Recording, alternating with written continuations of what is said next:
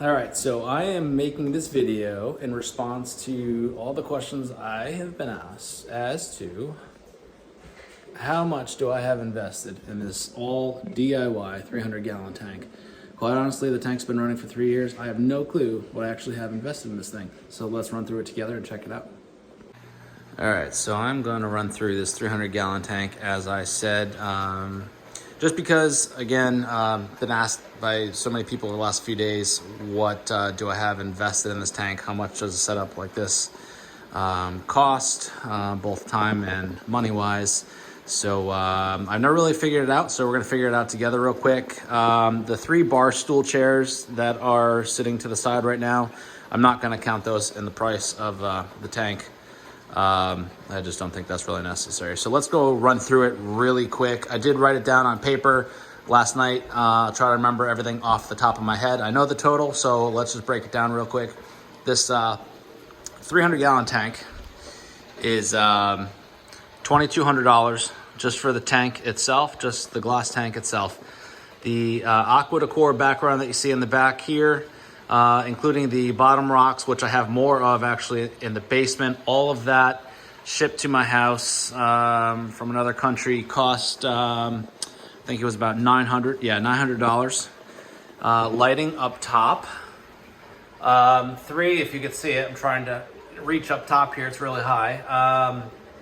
There's 3 50-watt LED floodlights, as you can see. Where's my finger? There it is, here, and here. 150 bucks. They're 50 bucks a pop, so 150 bucks for those lights. And then, where's my finger again? There it is, up there. Amazon lighting off of Amazon. LED lights, change any colors, which I also have a set down below in the sump area. So that was, let's say, 50 bucks. Let's see, what else? The Wavemakers, I have 1 up here and then 1 down in the sump to move the K1 around, different type, but between the 2 of those, 180 bucks. Let's see, just looking at the power panel here, these 2 power panels combined, $60 or $70, we'll say. What else is down here? The main pump, it's a Jabao DCP 10,000 fully controllable main pump. That was around $90. Now, here's where it starts to get expensive, or continues to be expensive, whatever you want to look at it as. These 2 auto roller filters, which in my case are worth every penny to me because I travel for work and I don't want to change filter socks out every 3 days anymore. So I went to these auto roller filters. And for the 2 of them, total $900 for these 2. This is a standard 75-gallon tank. Aqueon, I believe it is, tank. Doesn't really matter, but I could have possibly gotten this on a $1 per gallon, which isn't $1 per gallon on 75-gallon tanks, but one of those Petco tank sales. So that was probably, let's just call it $100 for 75-gallon tank, and then it adds up the glass baffles and cutting them is about roughly $200 for the glass baffles. Probably about $300 or so at least, probably lowballing it, but let's call it $300 worth of media. The K1 stuff adds up pretty quick, and then I have seat chem, matrix, and ceramic rings, etc. Going up top, all of the colored PVC piping and fittings together, I probably spent a good $300 on it at least. Definitely more expensive than the old white PVC piping I was using from Home Depot before this. Aqua Ultraviolet 25-watt UV sterilizer that I paint matched. That sterilizer is $400. And let's see, this generic water filter that I got on eBay that has a sediment filter and 2 smaller carbon block filters. That is for the constant drip system that you can see in the back dripping. That was roughly, I think it was around $60 or $70. Let's see, what else am I missing? Not really sure, just some odds and ends. Oh, big thing.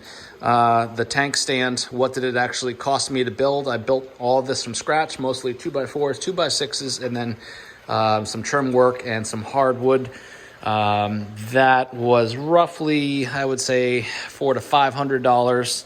This is all pre-COVID prices, so it costs quite a bit more now to make that same stand, unfortunately. Same thing with the top.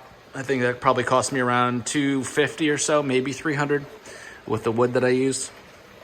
And then probably last but not least, this section over here that I built, some trim wood and stuff like that, planter box, plants, etc. So all in with this 300-gallon tank, I've totaled it out to around $6,700. In today's world, it would be a little bit more than that. It would be at least, I would say, the cost of lumber alone, it would probably cost me at least $7,000 to build this tank. I hope I didn't leave anything out. So this is my 300-gallon freshwater tank. Of course, I have 4 big tanks in the house.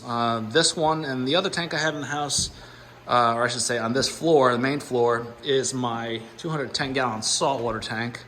Show you that real quick. And the lights are off right now, of course, but I'm actually doing a water change on the tank here shortly. So I'm mixing the salt water. But I mean, if you look at this sump system that's under here, now granted I've got stuff kind of all over the place right now because I'm doing some maintenance on this tank today and a water change. But if you look at all that piping, it's quite a bit more involved. There's much more on this tank. Big UV sterilizer on this tank compared to the other one, and then the other thing, algae scrubber over here, protein skimmer that is off at the moment. A whole lot more involved with salt water. Of course, I much prefer the fresh water for numerous reasons, but the cost of the salt water is just drastically more. So anyways, I hope that helps.